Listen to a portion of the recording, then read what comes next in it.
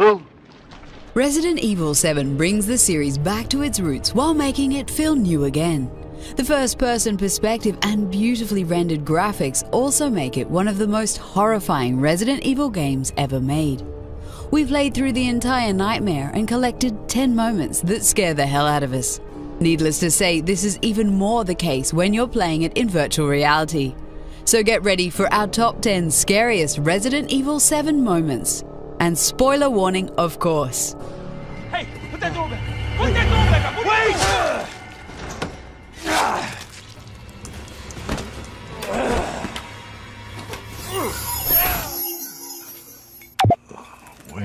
Where am I?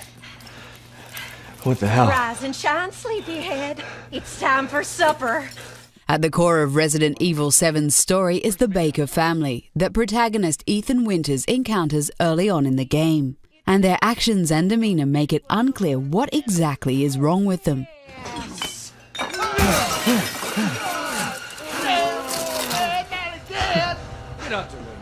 Having dinner with them is really disturbing as you're force-fed all sorts of garbage. Especially in VR, this is downright nasty.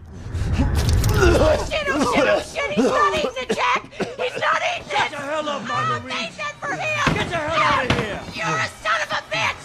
Oh, I can't believe it, you son of a bitch! He's not eating! Tonight on Sewer Gator, another worthless fucking shithole.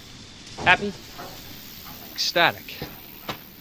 Resident Evil 7 has a great gameplay segment where you play a cameraman who's filming a TV show that's all about scary ghost houses. You follow the producer and the host around as they scout the location and have some really great conversations. Fuck me. I was an anchor, you know? Weekend sub, Pete. Not anchor. What's that? The mood changes when Andre suddenly disappears. Andre? Where the fuck is he? Finding him in the basement facing the wall reminded us a lot of the Blair Witch Project movie.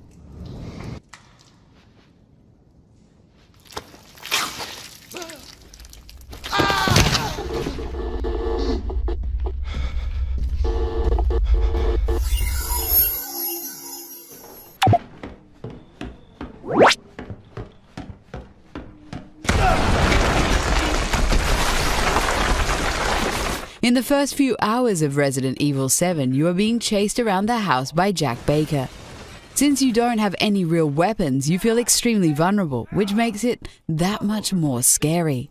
When you later find a gun and finally take him down, you think that's the end of it. So imagine our surprise when he pops out of nowhere later on in the game.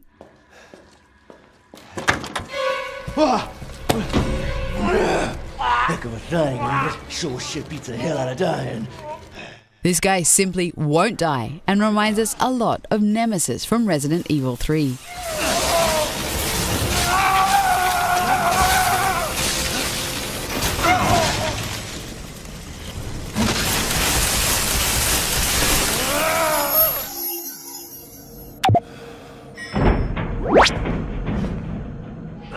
No.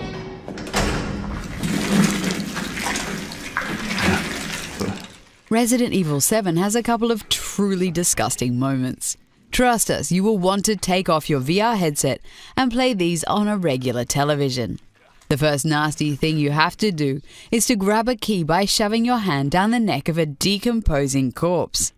After that, you have to reach into a toilet full of crap to grab a dirty telescope. Ah, fucking disgusting. Ugh. Ugh. This is gross. Ugh. Well, that ruined our appetite for a couple of hours.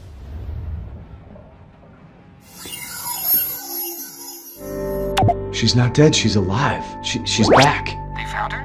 How? What happened? Where is she? Resident Evil 7's story revolves around Ethan in search of his missing wife, Mia. She's been presumed dead for several years, and his search leads him to the swamps of Louisiana. When you first find her, everything seems normal, but that quickly changes. Ethan, it's okay. It's okay, it's me. I know you didn't mean to hurt me. You shouldn't have done that! Her switching between her normal and possessed self really freaks us out.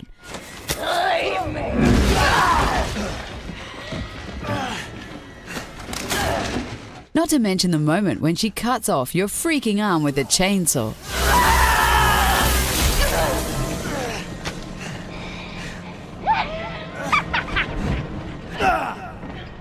And just when you thought she's gone, she starts chasing you around again.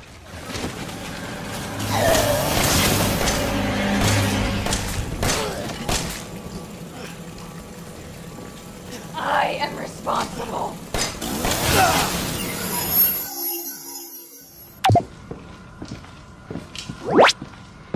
A lot of people are scared of clowns, and Resident Evil 7 has some new nightmare fuel for those poor souls.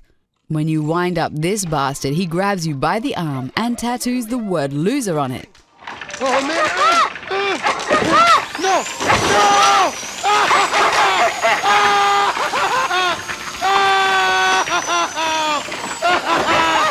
What the fuck?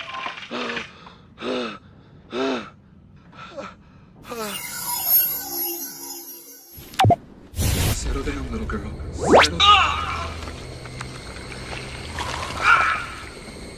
Just like clowns, little girls can be very scary in their own right.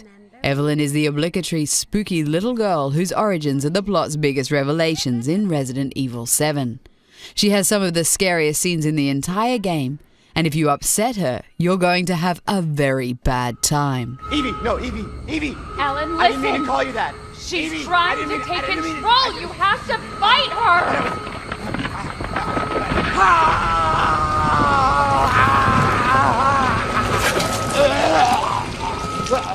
No, seriously, don't mess with this horrible child or you will regret it. Can we be a family like before? No, Evie. We can't be a family. We were never a family. We will never be a family. Then I don't need you anymore.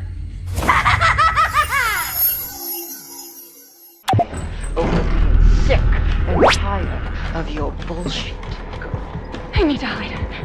Marguerite Baker is a crazy lantern-wielding woman in Resident Evil 7.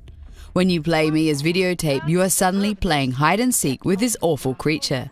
This leads to some very tense moments of stealth gameplay. And just when you finally think you've successfully escaped, she pulls you back in. Where do you think you're going?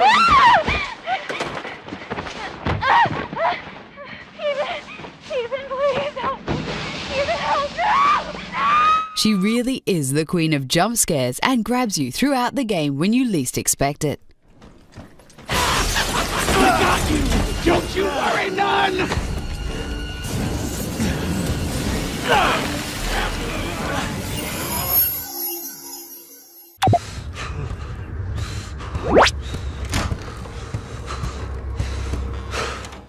Aunt Rhodey is an old wheelchair-bound pensioner that pops out throughout the game even though she's unable to move. It's creepy as hell, and we're sure that she will jump out of her chair and really scare us to death one of these days. For now, all she does is hum, but that makes it even more scary, to be honest.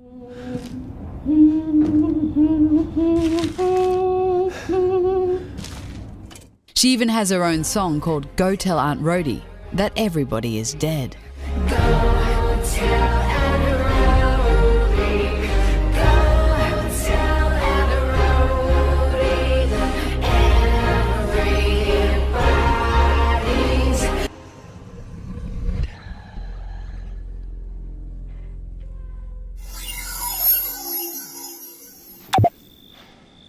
So, why are we in hell this time? The scariest moment in the whole of Resident Evil 7 is also the most subtle one. When you play the section with the film crew in the early part of the game, you can encounter a creepy ghost lady. Nothing. She can appear at least 7 known locations around the house. You really have to look to find her, and there's a big chance you didn't see her at all when you played this part of the game. You first.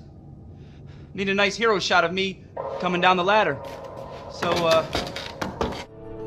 Has Resident Evil 7 also scared the living hell out of you? Let us know in the comments, and don't forget to like this video and subscribe to the channel. Welcome to the family, son.